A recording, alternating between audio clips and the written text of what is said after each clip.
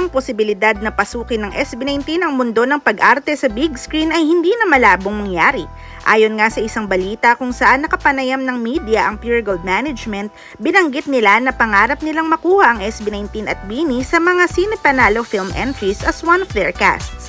Ang Cine Panalo ay isang event na naglalayong itaguyod ang pelikulang Pilipino. Ang SB19 na kinabibilangan ni Pablo, Stel, Josh, Ken at Justin ay hindi na bago sa pag-arte dahil sa kanilang iba't ibang music videos na nagpapakita ng kanilang kakayahan sa pag-arte.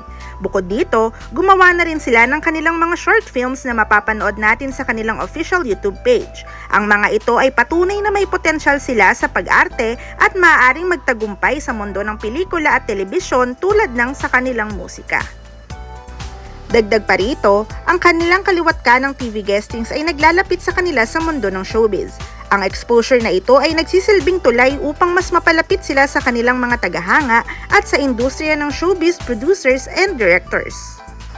Si Stel ay patuloy nating mapapanood tuwing weekend bilang isa sa mga coaches ng The Voice Kids Generations kasama si Pablo na ipinakilala bilang newest coach ng nasabing show kapalit ni Coach Chito Miranda. Samantalang si Justin ay may bagong proyekto sa music video para sa single ni TJ Monterde na Sariling Mundo na ilalabas ngayong August 2. Bukod dito, naging bahagi na rin siya ng ABS-CBN TV show na Senior High at bali-balita din na kukunin siya ng GMA para sa pinakabagong Encantadia na teleserye. Si Josh at Ken naman ay patuloy na nagpapakita ng kanilang galing sa pag-arte sa pamamagitan ng kani-kanilang mga music videos.